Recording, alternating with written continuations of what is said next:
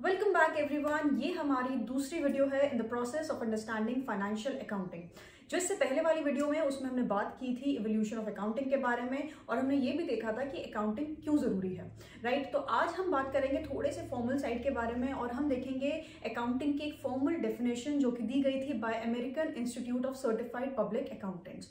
और इस डेफिनेशन से ही हम पूरे अकाउंटिंग के प्रोसेस को समझने की कोशिश करेंगे। तो जो ये बहुत फॉर्मल सी डेफिनेशन है वो ये कहती है कि अकाउंटिंग जो है it is an art of recording, classifying and summarising in a significant manner and in terms of money, transactions and events which are in part at least of a financial character and interpreting the result thereof। अब सुनने में और देखने में ही जो ये definition है बहुत कॉम्प्लेक्स लग रही होगी और बहुत ज़्यादा टेक्निकल टर्म्स इसमें आपको लग रहे होंगे, but give me another 10 minutes और आपको ये डेफिनेशन बाय हार्ट याद हो जाएगी।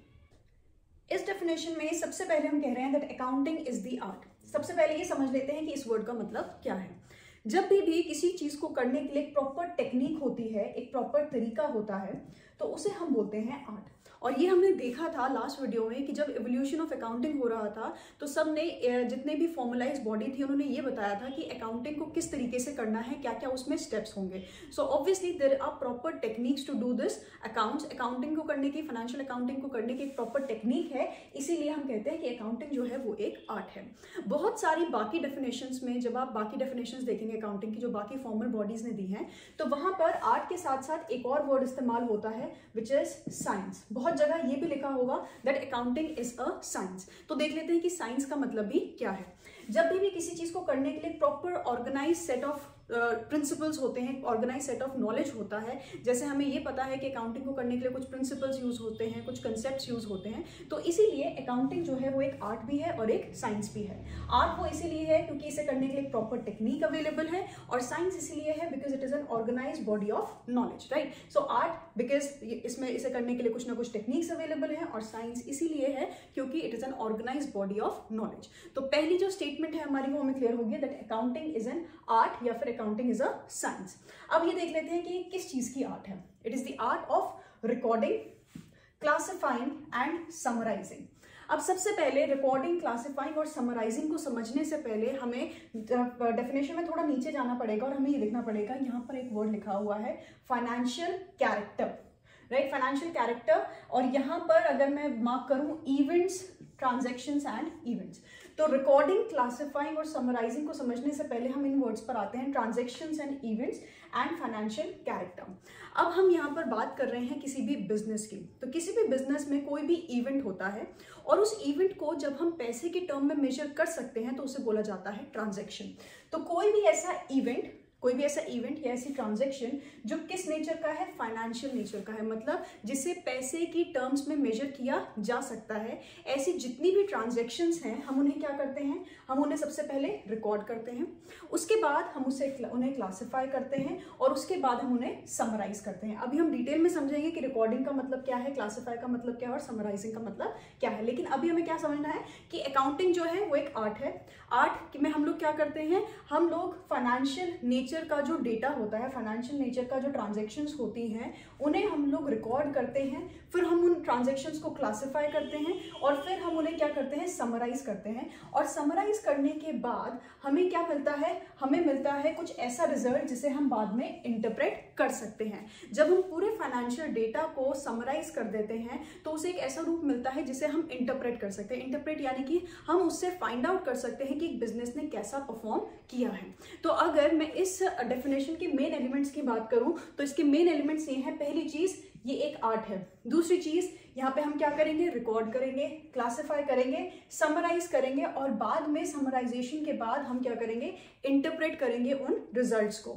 और ये सारी रिकॉर्डिंग, क्लासिफाइंग, समराइजिंग और इंटरप्रेटिंग किसकी होगी, ऑफ ट्रांजैक्शन एंड इवेंट्स जो किस नेचर के हैं, फाइनेंशियल नेचर के हैं, जिन्हें हम पैसे की टर्म्स में मेजर कर सकते हैं। So this is the formal definition of accounting which was given by American Institute of Certified Public Accountants. और अगर कोई आपसे पूछता है व्हाट इज द नेचर और what are the characteristics of financial accounting, तो आप इस डेफिनेशन से ही नेचर और कैरेक्टरिस्टिक्स बता सकते हैं। जैसे आप बता सकते हैं अकाउंटिंग इज एन आर्ट। अब कोई आपसे कहेगा कि अकाउंटिंग आर्ट क्यों होता है, क्योंकि इसमें हम लोग एक प्रॉपर टेक्निक इस्तेमाल करते हैं और किसी भी चीज में अगर प्रॉपर टेक्निक इस्तेमाल की जाती है तो उसे आर्ट कहा जाता है। दूसरा कैरेक्टरिस्टिक हो जाएगा accounting is a science. Science इसलिए है because it is an organised body of knowledge. इसमें हम लोग कुछ सेट ऑफ प्रिंसिपल्स इस्तेमाल करते हैं, कुछ कंसेप्ट्स इस्तेमाल करते हैं and therefore it is science. उसके बाद accounting is the process. Accounting क्या है? एक प्रोसेस है जिसमें हम क्या करते हैं? Of recording, classifying, summarising and interpreting the result thereof. Right, ये हो गई इसकी तीसरी कैरेक्टरिस्टिक। फोर्थ कैरेक्टरिस्टिक इसकी क्या होगी कि इसमें हम सिर्फ और सिर्फ ऐसे डेटा को कंसिडर करते हैं जो कौन से नेचर का होता है? फाइनेंशियल नेचर का होता है। So we only record, classify, summarize and interpret that data which is financial in nature, which is monetary in nature। तो ये हमारी अकाउंटिंग की डेफिनेशन ही नहीं है, ये हमारे फाइनेंशियल अकाउंटिंग के सारे कैरेक्टरिस्टिक्स और नेचर को भी बता रही है। सो this is a very important definition. हमारी डेफिनेशन के अकॉर्डिंग सबसे पहले हमें एक ट्रांजेक्शन होनी चाहिए है। उस ट्रांजेक्शन को हम लोग रिकॉर्ड करेंगे, फिर हम उसे क्लासीफाई करेंगे, फिर हम उसे समराइज करेंगे और उसके बाद हम उसे इंटरप्रेट करेंगे। इस पूरे प्रोसेस को समझने के लिए एक एग्जांपल लेते हैं। Let's say I want to start a gym, और उस जिम को स्टार्ट करने के लिए लेट्स से मेरे पास है 20 lakh rupees. Right, I have 20 lakh rupees. Okay, उसके बाद मुझे ये पता है कि बेशक मेरे पास 20 लाख रुपीज है लेकिन वो सफिशिएंट नहीं है जिम का बिजनेस स्टार्ट करने के लिए, तो मैंने 30 लाख रुपीज का लोन भी ले लिया है। तो ये वाला पैसा मैंने अपने आप लगाया है, ये वाला पैसा मैंने लोन पर लिया है। ओके, उसके बाद लेट्स से मैंने अपना जिम स्टार्ट किया, मैंने कुछ मशीनरी परचेज की। लेट्स से मैं यहाँ पर लिख रही हूँ मशीनरी। अब इतने सारे इक्विपमेंट्स इस्तेमाल होते हैं जिम में, तो लेट्स से मैंने 4 डंबल्स परचेज किए, कितनी भी मशीन्स परचेज की, लेकिन इन सब में कॉमन चीज क्या है कि ये सब हम लोग मॉनेटरी टर्म्स में मेजर कर सकते हैं। आपने जितनी भी मशीन्स खरीदी हैं, आप क्या करेंगे? उनकी क्वांटिटी भी लिखेंगे और आप उनका सीधा क्या लिखेंगे? प्राइस लिखेंगे, बिकॉज हमें वो अकाउंटिंग में जरूरत पड़ेगी। सो लेट्स से मैंने 10 लाख रुपीज की मशीनरी खरीद ली है। उसके बाद मैंने एक जगह ढूंढी रेंट के लिए, और वहां का जो रेंट है वो है मंथली बेसिस पर 10,000 रुपीज। 10,000 रुपीज में मंथली रेंट पे कर रही हूँ। लेट्स से मेरे यहाँ पर मैंने 2 ट्रेनर्स हायर किए हैं। एक ट्रेनर का नाम है ए, एक का नाम है बी। एक ज्यादा प्रोफेशनल है तो मैं उन्हें दे रही हूँ 6,000 रुपीज पर मंथ। एक थोड़े कम साल के एक्सपीरियंस वाले हैं तो उन्हें मैं दे रही हूँ 4,000 पर मंथ। राइट, उसके बाद मेरे पास कस्टमर्स आने शुरू हुए, मेरे पास क्लाइंट्स आने शुरू हुए और उन्होंने मुझे क्या दी? फीस दी। अब लेट्स से एक एक्स थे, वो आए, उन्होंने मुझे 2,000 रुपीज फीस दी है। एक मिस्टर वाई थे, वो आए हैं, उन्होंने मुझे 2,000 रुपीज फीस दी है। इसी तरीके से मेरे पास मेंबरशिप आई और लेट्स से मेरे पास टोटल 50,000 रुपीज इकट्ठे हो गए हैं फ्रॉम माय क्लाइंट्स। राइट, लोगों को मेंबरशिप देकर लोग मेरा जिम ज्वाइन करने लगे हैं, तो उससे मुझे मिले हैं 50,000 इस मंथ का। Let's say this is per month. अब अगर आप ध्यान से देखेंगे, मैंने यहाँ पे एक कॉमन चीज है। वो कॉमन चीज क्या है? ये सब क्या है? ये सब है इवेंट्स। ये सब है आपके इवेंट्स, ये आपके बिजनेस के इवेंट्स हैं। और इनमें जो इंपॉर्टेंट बात है वो ये है कि इन सारे इवेंट्स को हमने कौन सी टर्म्स में मेजर किया है? मनी की टर्म में मेजर किया है। जैसे जो मैं पैसा लेकर आई थी बिजनेस में, that was rupees 20 lakh. Loan मैंने ये नहीं बताया कि मैंने HDFC बैंक से लिया है, मैंने ICICI बैंक से लिया है, या मैंने कौन से बैंक से लिया है। मैंने वहां पे क्या बताया है कि मैंने लोन लिया है 30 लाख रुपीज का। राइट, उसके बाद मशीनरी मैंने कहा मैंने खरीदी है 10 लाख रुपए की। मंथली जो मेरा लेट्स से जो मेरा रेंट था वो जा रहा था 10,000 रुपीज। ए ट्रेनर को मैंने दिए 6,000 रुपीज, बी को दिए मैंने 4,000 रुपीज। लेट्स से एक क्लीनिंग स्टाफ आता है, मैंने उसे दिए हैं 2,000 rupees. Right, cleaning staff, I am referring it as CS। उसके बाद X, Y और ऐसे ही बहुत सारे क्लाइंट्स हैं, मुझे टोटल मिला है 50,000 रुपीज पर मंथ। राइट, तो ये सब क्या है? इवेंट्स हैं। और इन इवेंट्स का जो कॉमन बात है वो ये है कि हम इन्हें पैसे की टर्म्स में मेजर कर पा रहे हैं, हम इन्हें पैसे की टर्म्स में दिखा रहे हैं, इसीलिए इन्हें बोला जाता है ट्रांजेक्शन्स। इन्हें हम बोलते हैं ट्रांजेक्शन्स। तो ऐसे जितने भी इवेंट्स होते हैं जिसे हम पैसे की टर्म्स में, एब्सोल्यूट मनी की टर्म्स में मेजर कर सकते हैं, उन्हें हम बोलते हैं ट्रांजैक्शंस। और सिर्फ उन्हीं को कंसिडर किया जाता है जब हम लोग फाइनेंशियल अकाउंटिंग कर रहे होते हैं। तो ये है हमारी जो डेफिनेशन हमने पढ़ी थी उसका पहला एग्जिबिट, कि ट्रांजैक्शंस का मतलब क्या है? ऐसे इवेंट्स जिसे हम पैसे की टर्म में मेजर कर सकते हैं, उन्हें हम बोलते हैं ट्रांजैक्शंस। अब ये तो हो गया, हमारे पास ये सारी ट्रांजैक्शंस थी और हमने क्या किया? इन सारी ट्रांजैक्शंस को रिकॉर्ड कर लिया। तो इसे हम क्या बोलेंगे? रिकॉर्डिंग। हमने क्या कर लिया है? इसे रिकॉर्ड कर लिया है। अब हमें ये पता है कि अकाउंट्स जो है वो एक फॉर्मलाइज्ड प्रोसेस है, तो रिकॉर्ड करने का एक प्रॉपर तरीका होता है और उस तरीके को हम लोग अकाउंटिंग में बोलते हैं जर्नलाइजिंग। मैं यहाँ पर लिख रही हूँ, हम लोग जर्नल प्रिपेयर करते हैं और जर्नल प्रिपेयर करने के प्रोसेस को हम लोग बोलते हैं जर्नलाइजिंग। तो पहले हम लोग ट्रांजैक्शंस आइडेंटिफाई करते हैं जो कि फाइनेंशियल नेचर की हैं, उसके बाद हम उन्हें रिकॉर्ड करते हैं और रिकॉर्ड करने का जो प्रोसेस है उसे हम बोलते हैं जर्नलाइजिंग, क्योंकि जिन बुक्स में हम उन्हें रिकॉर्ड करते हैं उन ट्रांजैक्शंस को उन्हें बोला जाता है जर्नल। इस जर्नल के बारे में हम आगे आने वाले चैप्टर्स में पढ़ेंगे। अभी के लिए हमें बस ये जानना है कि पहला स्टेप क्या है, ये आइडेंटिफाई करना कि कौन सी ट्रांजैक्शन फाइनेंशियल नेचर की है और कौन सी ट्रांजैक्शन फाइनेंशियल नेचर की नहीं है। और ऐसी ट्रांजैक्शन जो फाइनेंशियल नेचर की हैं उन्हें हम पिक करेंगे और उन्हें हम रिकॉर्ड करेंगे और रिकॉर्ड करने के प्रोसेस को हम बोलते हैं जर्नल, राइट। उसके बाद हम आ जाते हैं क्लासिफाइंग। अब मैं आपको बताती हूँ कि क्लासिफाइंग का मतलब क्या होता है। अब मैं आपसे कह रही हूँ कि ये आपने महीने भर में ये आपने पैसा आया, इतना पैसा गया, ये सारी चीजें हो रही हैं। अब मैं आपसे कह रही हूँ एक महीने के बाद में आपके पास आई या मेरे पास कोई आया, क्योंकि मेरा जिम है तो मेरे पास कोई आया, उन्होंने मुझसे पूछा कि आपका जिम का बिजनेस कैसा चल रहा है। अब मे बी ऐसे कि अच्छा चल रहा है, मे बी ऐसे कि इतना अच्छा नहीं चल रहा है, मे बी ऐसे ठीक ठीक चल रहा है। लेकिन इस आंसर को सपोर्ट करने के लिए मेरे पास कुछ फिगर्स तो होने चाहिए। अब लेट्स से मैंने कहा अच्छा चल रहा है, तो कोई मुझसे पूछेगा कि आपको कितना प्रॉफिट हो गया एक महीने में, राइट, आपने कितने पैसे कमा लिए एक महीने में। तो इसके लिए जो ये डेटा है ये बहुत ज्यादा रॉ है। रॉ है मतलब इन द सेंस अभी डेटा अवेलेबल तो है, रिकॉर्ड तो मैंने कर रखा है, लेकिन अभी तक मुझे ये नहीं पता है कि इस डेटा में से कौन सी चीज कहाँ पर जा रही है। मतलब अगर मुझसे कोई मुनाफा पूछेगा एक महीने का, तो जाहिर सी बात है मुझे क्या चाहिए होगी, मेरी इनकम चाहिए होगी और मुझे चाहिए होंगे अपने एक्सपेंसेस। क्या चाहिए होंगे मुझे, अपने इनकम और मुझे चाहिए होंगे मेरे एक्सपेंसेस।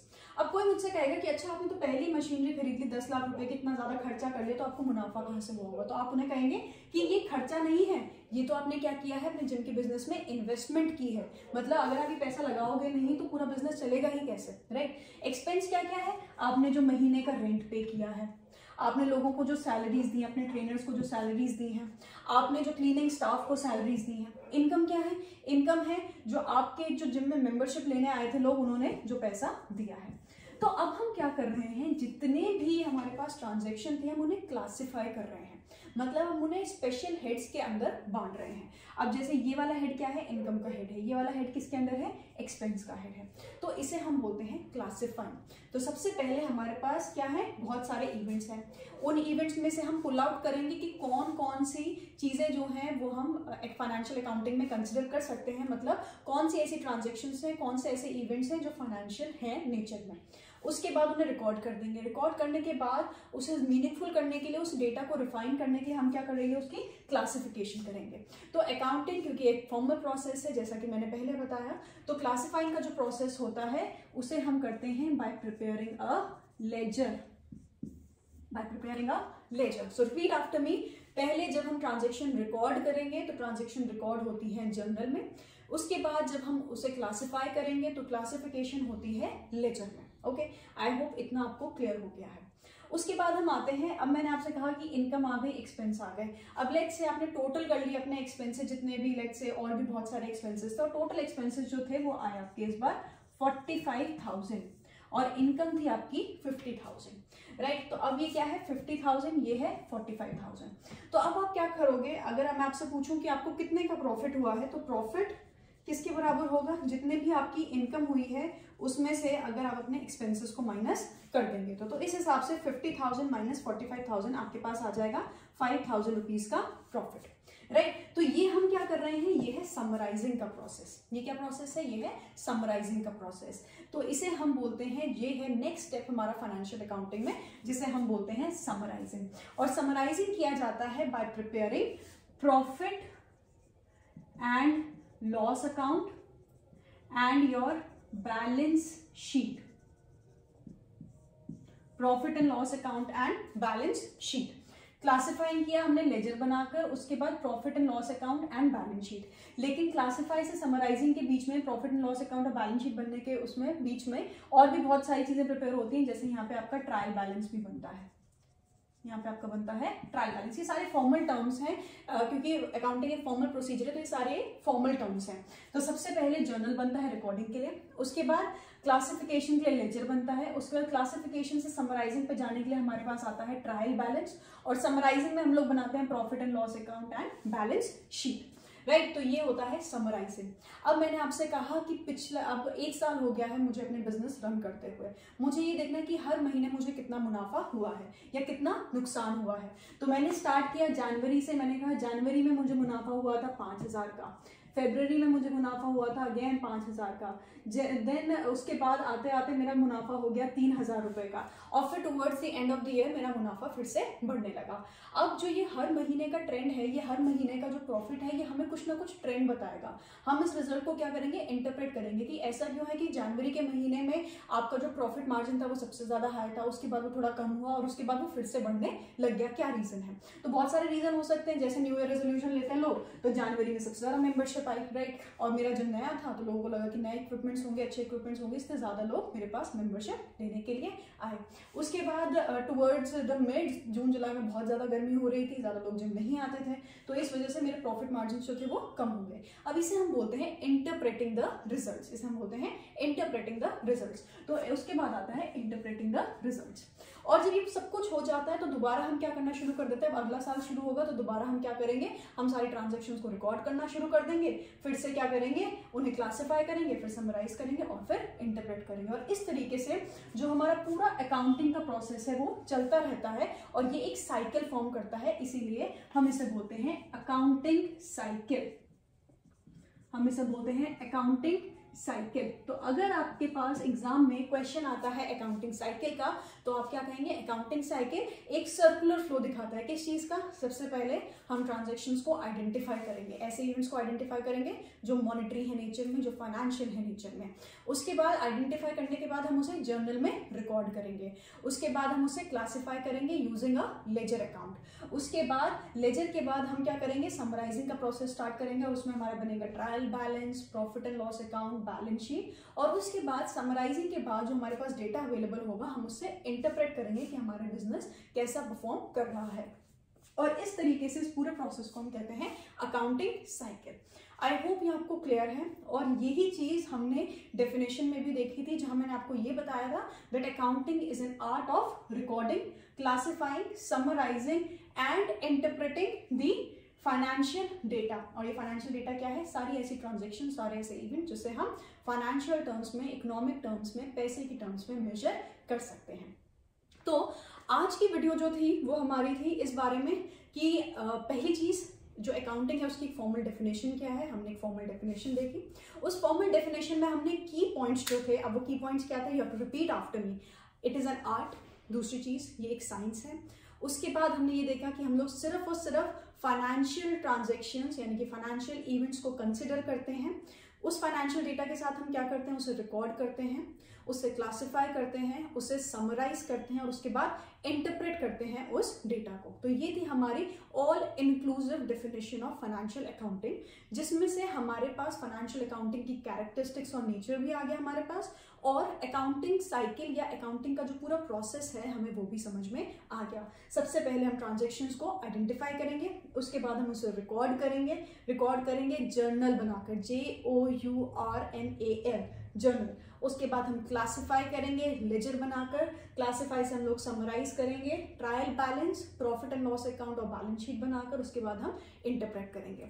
तो अब ये समझ गए होंगे कि आने वाले क्लासेस में हम क्या क्या सीखेंगे। हम जर्नल बनाना सीखेंगे, हम लेजर बनाना सीखेंगे, हम ट्रायल बैलेंस बनाना सीखेंगे, हम प्रॉफिट एंड लॉस अकाउंट बनाना सीखेंगे और हम बैलेंस शीट बनाना भी सीखेंगे। और उसके बाद हम इवेंचुअली उस डेटा को इंटरप्रेट करना भी सीख जाएंगे, राइट। सो अकाउंटिंग जो है वो पूरा एक प्रोसेस है, उसे पूरा हम एक प्रोसेस की तरह पढ़ेंगे and it is nothing to be stressed about. It is a very simple and a very interesting subject because it involves money and there is nothing more interesting than money.